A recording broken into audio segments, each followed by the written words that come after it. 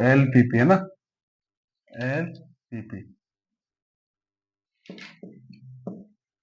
इसका अर्थ होता है भाई लीनियर प्रोग्रामिंग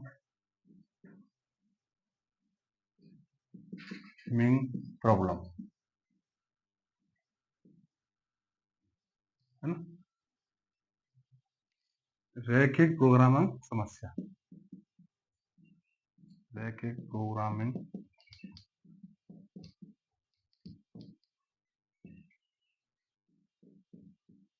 आप करो अपना समस्या। तो ये समस्या क्या होती है, हमारे दैनिक जीवन में जो व्यवहार में आने वाली समस्या है ना, उनको क्या बोलते हैं, लीनियर प्रोग्रामिंग समस्या। व्यवहार में समस्या जैसे एग्जांपल देखेंगे अब हम, तो एग्जांपल में देख लिया हमने कि हमारे पास 5 कुर्सी रखने का स्थान है, 5 कुर्सी रखने का स्थान है ना। तो कुर्सी कितनी, हमारे पास स्पेस कितना है, 5 है ना, और तथा 7 टेबल है ना, 7 टेबल रखने का स्थान है ना, तथा धन है हमारे पास, कुल धन हमारे पास मान लिया 2500 रुपए। तो ये हमारे पास है, ये यहाँ पर जो हमारे प्रतिबंध आ रहे हैं ना, प्रतिबंध, उनको क्या बोलते हैं, समस्या। जैसे हमारे पास कोई शॉप है, दुकान है, उसमें हम व्यापार करना चाहते हैं, अपना व्यवसाय करना चाहते हैं। तो व्यवसाय में हमने देखा, व्यवसाय को हम आगे बढ़ा नहीं सकते क्योंकि हमारे पास स्थान कितना है, कोई हमारे पास शॉप है जिसको हमने किराए पे ले रखा गया है। तो शॉप में हम क्या क्या रख सकते हैं, जैसे हमारे पास कोई शॉप है ये, तो इस शॉप में देखा हमने कि 5 तो कुर्सी रख सकते हैं हम,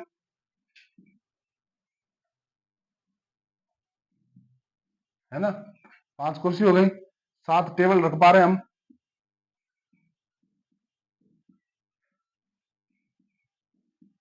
इस प्रकार से ऊपर हमने देखा धन, धन कितना हमारे पास, 2500 रुपए से ज्यादा भी नहीं लगा सकते।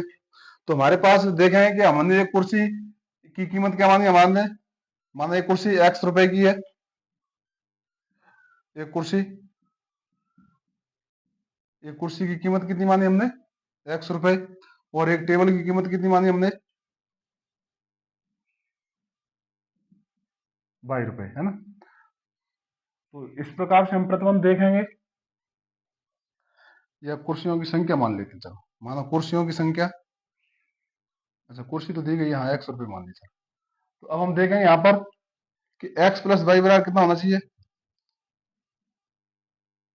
x प्लस वाई बराबर कितना होना चाहिए, 2500 नहीं होगा। ये तो एक कुर्सी की कीमत x रुपए है, 5 कुर्सी की कीमत कितनी होगी, 5x, है ना।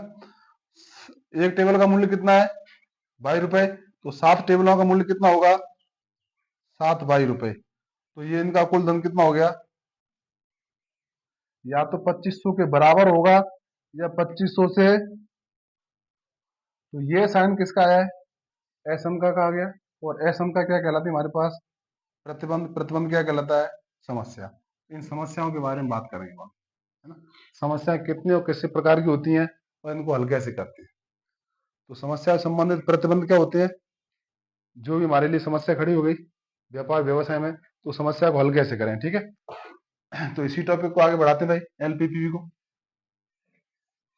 तो सबसे पहले हमारे पास टॉपिक आता है कि असंख्याओं का पहले तो हमें हल क्षेत्र निकालना आना चाहिए, जैसे हमने 11th क्लास में पढ़ा था आपने, है ना? बात करते हैं 11th क्लास में हमने पढ़ के आए थे, हमने 11th क्लास में कोई हमारे पास असंख्या है x plus 2y minus 6 equal to 0, ये कोई हमारे पास असंख्या है ना। इस असंख्या का हल क्षेत्र निकालो पहले। कैसे निकालेंगे इसका असंख्या का हल क्षेत्र, स्टार्ट करते हैं 11th क्लास में से, ठीक है। तो ये हमारे पास कोई असंख्या है, तुमने कर लिया भाई 9th क्लास वाला, है ना। बुक्स निकालो, बुक्स के प्रश्न निकालो, करो उनको घात 2 और 3 घात वाले प्रश्नों, है ना। अब तो ये हमारे पास कोई असंख्या है, इस असंख्या का हल क्षेत्र निकालते हैं।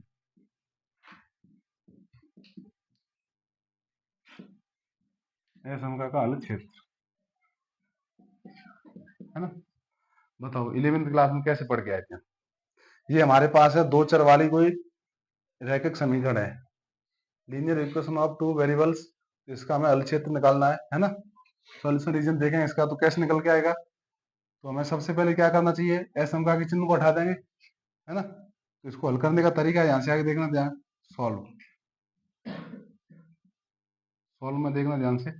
सबसे पहले क्या लिखेंगे हम, ए समका के चिन्ह को हटाने पर,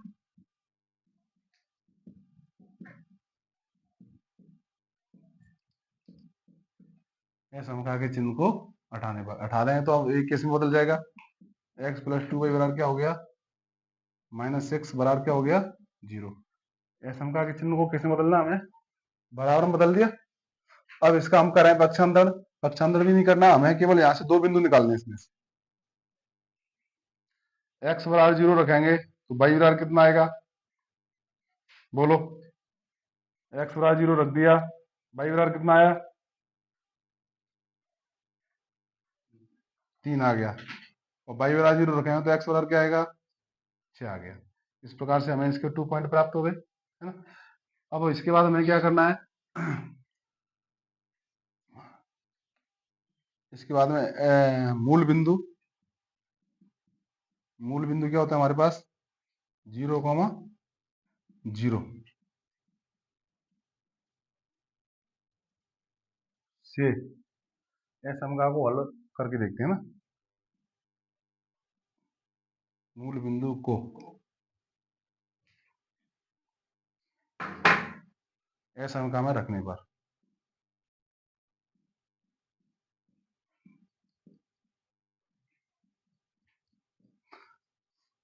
ए समका में रखते ही देखते हैं क्या मूल बिंदु ए समका को सेटिस्फाई करता है या नहीं करता है ना। तो मूल बिंदु रखेंगे हम, ए समका थी हमारे पास, देखो ध्यान से किसकी बात करें हम, ए समका में रखना है, समीकरण में नहीं रखना है, ए समका में। ए समका क्या हमारे पास, x plus two y minus six, ये है हमारे पास।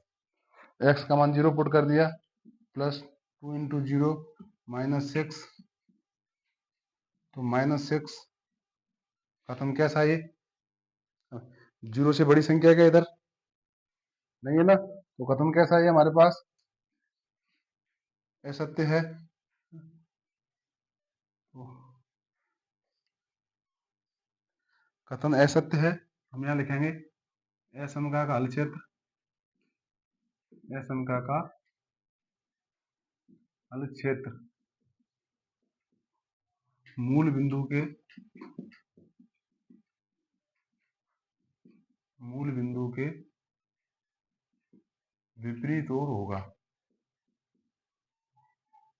विपरीत ओर होगा, है ना। तो जैसे अब हम यहाँ पर हल करते हैं इसको,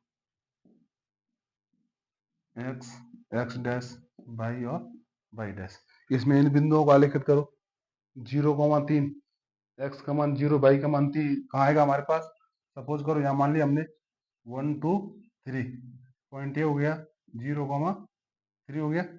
ये कहाँ आएगा 0,6, एक्स का मान 6 है, 1 2 3 4 5 6, यहाँ हमने मान लिया बिंदु, इसको बी माना, इसको ए माना हमने, 0,6। इन दोनों बिंदुओं को मिला देंगे, मिलाते इस प्रकार से हमने एक लाइन खींच दी, है ना। अब ये देखना है कि रेखा L1 जो प्राप्त हुई है हमें, अब हमें L1 के इधर आना है कि ऊपर जाना है क्षेत्र निकालने के लिए। तो अब ये देखो क्या मूल बिंदु इसको सेटिस्फाई कर रहा है क्या, मूल बिंदु सेटिस्फाई नहीं कर रहा है हमारे पास, तो हमें इधर तो मूल बिंदु की तरफ आना ही नहीं है, फिर कहाँ जाएंगे हम, ऊपर की तरफ। तो ये हमारा क्या हो जाएगा, असमका का हल क्षेत्र हो जाएगा,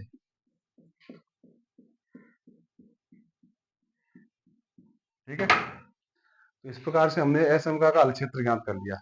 एक ही असमका हमारे पास, तो इसमें हमारे पास एलपीबी में इस प्रकार के प्रतिबंध या समस्या हमारे पास 2 3 या 4, 4 से भी अधिक समस्या हो सकती है। तो उन सभी का एक साथ हल क्षेत्र निकालना है ना। एक साथ हल क्षेत्र निकालने के लिए क्या करेंगे, ठीक है।